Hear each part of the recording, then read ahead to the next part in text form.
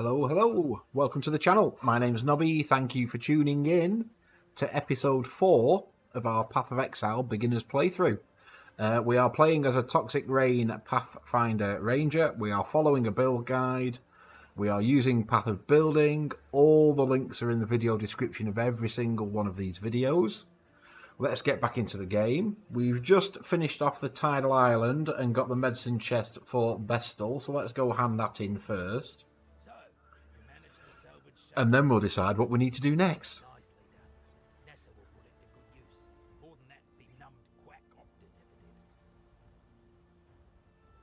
Okay, thank you very much. We got our quest rewards from Nessa, so we now have peer support. Parkley wants us to go to the mud flats. He's got an optional quest. In your first playthrough, guys, I would say it's worth doing all the optional quests. Some will give talent points for your passive tree, some will give passive respec points. Either way, just do them all as your first playthrough, clear all the zones. Don't worry about over leveling. There is a slight XP penalty, but to be fair, you'll find your journey a little bit easier if you are over leveled.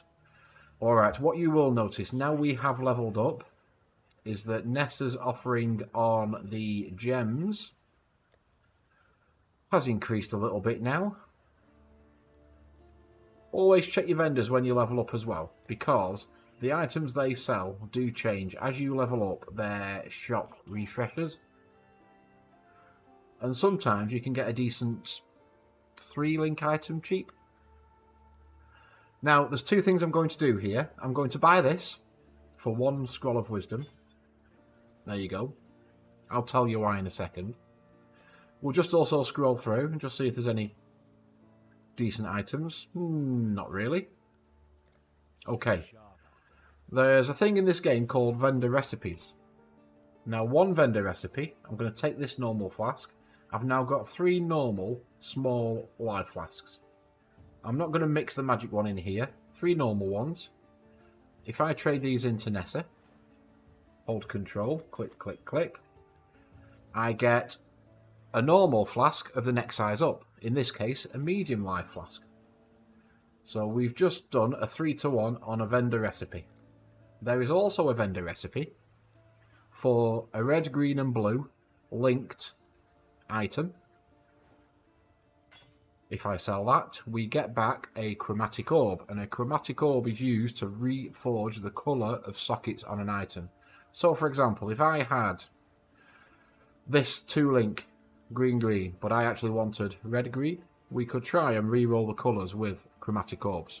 Now, bearing in mind this is an evasion rating, so it's a dex-based item anyway, the chance of rolling a red are minimal.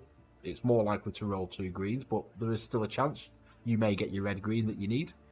On this sort of gear, it's not worth doing, but just to let you know the option is there. Always check your vendors for 3-link red, blue, green, because you can buy them for 1 scroll of wisdom, trade them in for a chromatic orb. Chromatic orbs are worth a bit more than a scroll of wisdom. And, I mean, to be fair, when you're farming through this game, you are going to have hundreds, if not thousands, of these currencies. But when you come to crafting, you can burn through them very quickly as well. We've also picked up an armorer's scrap. This improves the quality of an armor piece. So we've already talked about quality. We've had some superior items drop. When you are looking at crafting and adding quality to items, if it's a normal white, what we call a base item, every time you use one of these quality improvements, it will go up by 5%. If you use it on a blue item, a magic item, it only goes up by 2%. And if you use it on a rare or unique, it only goes up by 1%. So, crafting in Path of Exile, you usually look for decent base items, white base items that you can reforge yourself using your currency. The first thing you do is quality it up, only using 4 of the relevant quality to get it up to 20%. And then you start looking at resocketing, relinking, etc, etc. The higher quality it is, the more chance you are of getting higher sockets and, in turn, higher links. But you will burn through a lot of currency, and we will get to that eventually.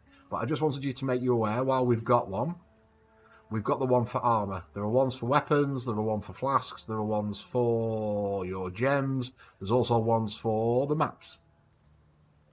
Alright, that's that covered. We're still holding on to this little short bow. Level 5, we can equip that. The reason I'm holding on to it, apart from the fact it's 2-link green, it will give us a little bit more physical damage. 5 to 13, 6 to 16. Chances are we're possibly going to get a magic or a rare drop before, maybe before we hit level 5. If we don't, we'll put that in and we'll drop that into our offhand. And then we can maybe think about getting a second gem to level up. Although, probably not going to do that until we can get Toxic Rain. And then what I'd potentially do is I'd like to have 2 3-link or 3-socket one-handers. And we can equip swords in these. Doesn't have to be a bow again. And then I'd like to buy 6 Toxic Rains and have them all in here, just on the offhands, leveling up. The reason for that is, they do take a long time to level. And when you get them to max level, there's another vendor recipe that you can do to actually get them to level quality 20, although they go back down to level 1. Vendor recipes. Good time to talk about the help panel. We've just unlocked vendor recipes in the help panel. So this will talk you through a lot of options with vendor recipes. 3 flasks of the same type, upgrade to one of the next type. Superior items totaling 40% quality. You get an armor scrap from armor. The same applies to flasks, the same applies to gems. Superior flasks totaling 40% quality, you can trade for glassblowers baubles.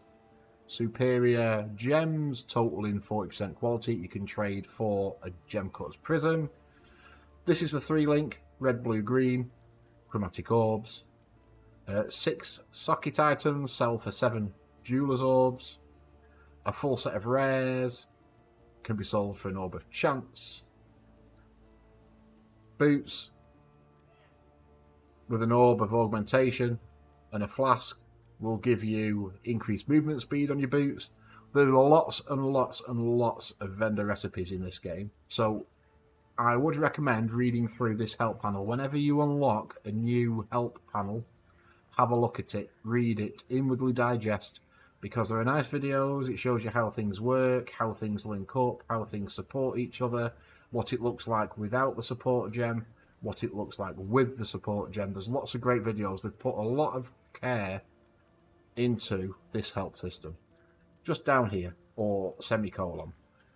But this is a great system because this game can be a little bit daunting at first. I'm going to walk you through nice and slow, but this system is fantastic. Alright, just make you aware of that. Whenever you unlock a new one, have a look in this help system, have a read through. It's worth a read. Right, so we have a momentum support that we no longer need. Let's get rid of that. We'll only get a scrap from it, but that's fine. We will stash said scrap. There we go. And we are now moving our way up to the mud flats, which is here, and the fetid pool, which will be that one. We will do the optional, so we can now take the portal. It should have been 15 minutes. This will have reset. You'll be able to see that in a second. There you go. This map has reset, so we could go and farm this again. You can see the mobs are there, but we are just burning through to the mud flats. This area can be quite dangerous. Take your time here. The little psycho chickens have a tendency to charge at you. They're not psycho chickens, they're rowers, but I like to think of them as psycho chickens.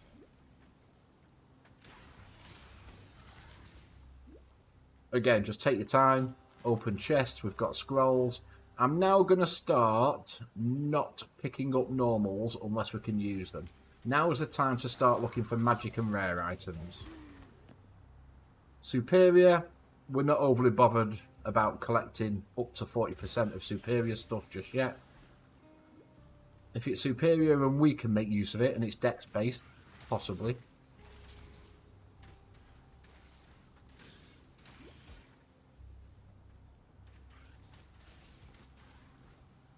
Sniper's Mark. Curses a single enemy, increasing the damage they take from projectiles and making projectiles split when they hit them to hit other targets around them. So that drops a curse on enemies. I don't think it's in the build guide for this one, but it's not a bad one to have a curse on enemies. Make them take more damage. I'm going softly through this zone because it can be a little bit rude.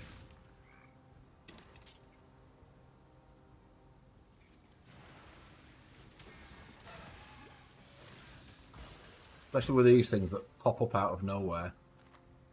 More scrolls. You can never have too many scrolls early days. A medium life flask. We will take that. We've already got one medium life flask and we've also got our magic one. I'm still keeping hold of the magic one for now, rather than using the mediums. But I have got that first medium on my second. And we've just leveled up. Level 5. Very nice. Another passive skill point. So I now want to go here. Control and click. And then we're going to head down this way. Let me just pop the build up. So we're here. We want to go and get these, which are damage, damage, damage and damage over time, which will be great for the caustic arrow. And then we'll go and get this life and this bit of finesse here. That's our first stage, and then we'll head up the tree. Okay, in here there will be a wall. We need to find some glyphs. You see how the quest has auto popped? We need to find the glyphs. We also need to do the fetid pool,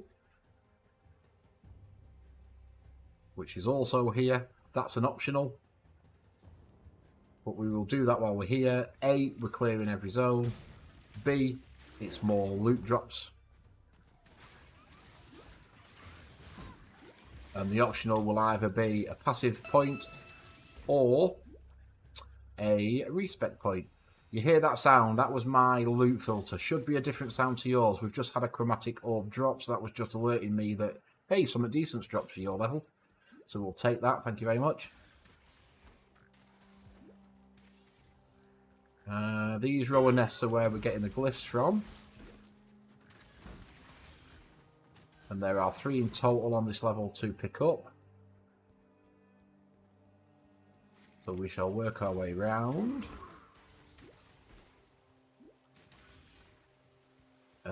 Magic item, we'll take that for now.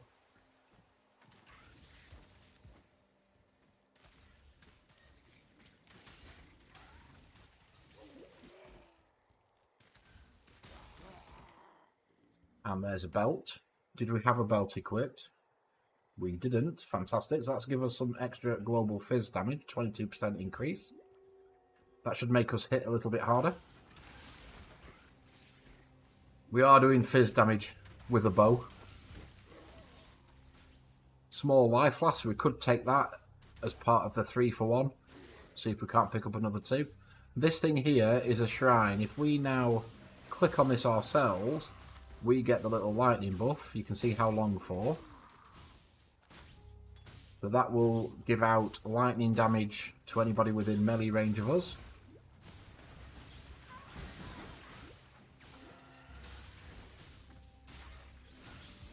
Did you see the chunk of life they took off me then? Like I said, this zone with them charging in can be a little rude.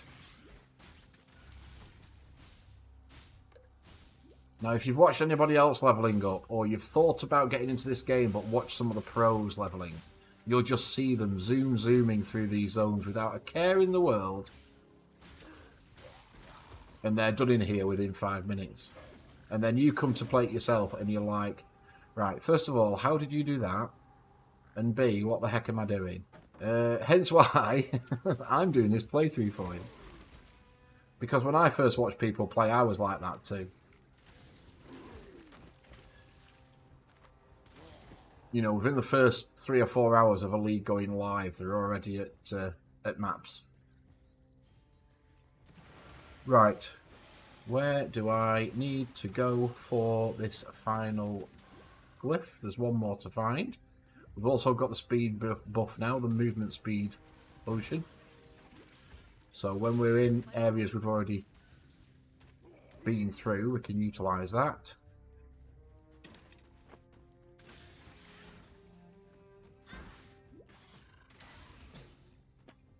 Another armourer scrap.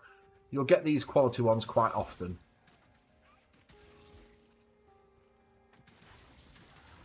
Although it is worth saving, and I will be saving early doors, any superior flasks and gems we get. Right, we've got all three of those to take back to the wall. We've got some blues here, so these will deal a little bit more damage, and they will offer a little bit more XP. There's a mana ring, we'll take that.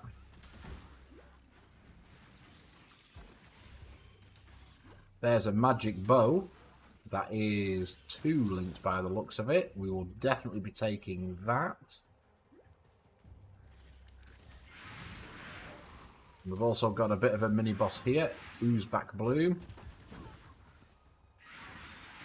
Again, a better chance of dropping better gear. He will do more damage. He will take more damage. There we go. Fantastic. We have got the silver coin. Alright. This is the current league mechanic. We're going to take the silver coin, but we're not going to use the silver coin yet. We are going to wait until we're dealing a little bit more damage. A couple of magic items. If I've got room, I'll pick them up. Our peer support has leveled up.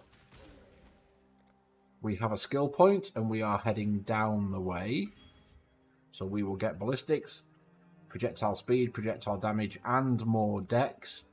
As a dex character, you will find, and I think the video guide says this as well, you won't need dex on your gear. You're going to get plenty of dexterity through the passive skill tree. You will need strength and int on your gear though, because as we get later on in the build and we need some blue and red gems, we will need some strength and int to be able to even equip them. There's another lore item there.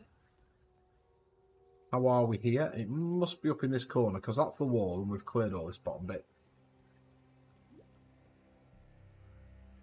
Pop the speed potion.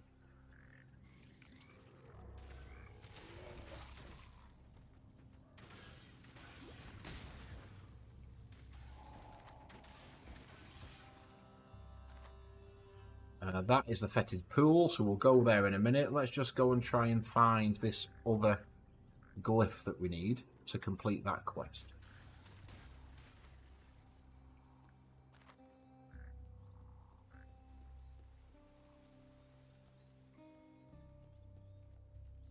Okay.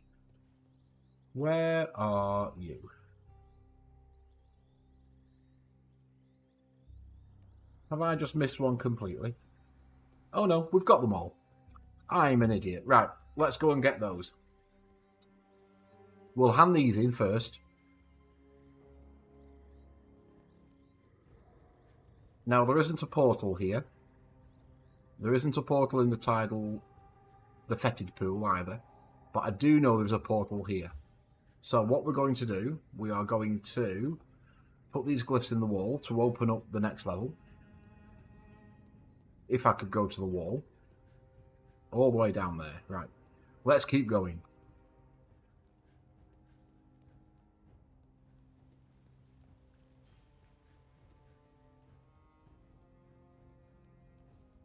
Alright, this area is nice and clear now. Again, we can check that by doing a slash remaining. 7 monsters somewhere, apparently. Here's the wall. That takes them out of our inventory, so we can carry more. But what we are going to do is we are going to just go through into the submerged passage, because there is a waypoint right here. We can take this. We can go back to town. We will do a quick sell. Yes. We don't need that. We don't need that. We don't need that. We probably don't need that now because we've got this one. We've got another medium life flask. We've got another small life flask. I'm not going to bother with that one. I might just keep hold of the medium one. A mana ring, that's actually got plus 30. That's only plus 22. So we'll swap that out, but I can't do it from the sell screen. And that's a silver coin. Go to the stash. Stash in all our currencies except the scrolls. I will leave the silver coin there for now. We can now equip the 30 mana ring. We can identify this bow, which gives us 113 to accuracy. So straight away we will put that in and make sure the link is active on those. I will just put that one in our offhand for now. And this medium life flask, do I swap out that? That restores 70 over 3 seconds. They restore double over 3.5. I think we now get rid of the magic flask. Even though we had immunity to freeze and chill, I don't think we're going to get stunlocked too much early days to warrant only the 70 life. What I will do, I'm just going to keep that in our flasks, even though it's not superior. If we get another couple of blue small life flasks, we can trade 3 in and get a blue medium life flask. If it doesn't happen, we'll just flog it.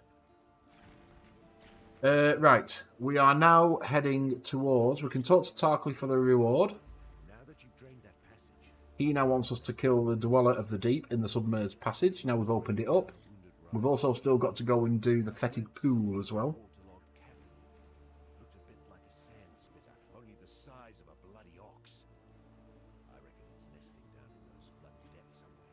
We've also leveled up, so it's probably worth just checking his shop as well. See if he's got anything extra. Okay, we actually get another skill. Now, none of these are in the video here as an early days leveling item, but I think because I've played some of these builds before and I know what to expect, I think we will drop down a ballista totem. We'll also take dash, which is the movement speed. We will put the ballista totem anywhere we like, doesn't matter. We'll also put the dash anywhere we like, doesn't matter that it's not linked. The shrapnel ballista is going to be on my middle mouse button. I am going to put dash on my spacebar.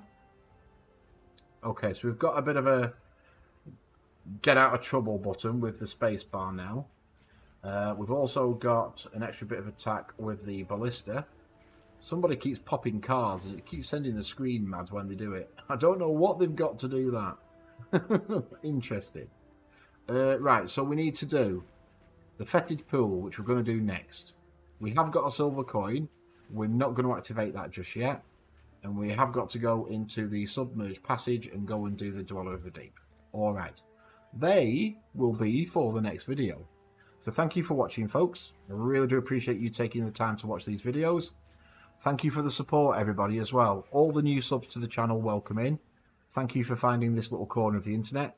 Currently, we've got a World of Warcraft playlist from a brand new account, beginner perspective, that goes up twice a week, Wednesday and a Saturday. This Path of Exile one, I'm going to really try and push and get this out every day for you. I may miss the occasional day, but I'm going to try and release an episode a day. Purely because the support on the first 2 videos within the first 24 hours of going live has been ridiculous on these for a small channel, and I'm really happy with that. So I'll keep it going. So thank you very much, folks. Have a great day, and I'll see you again next time. Take care.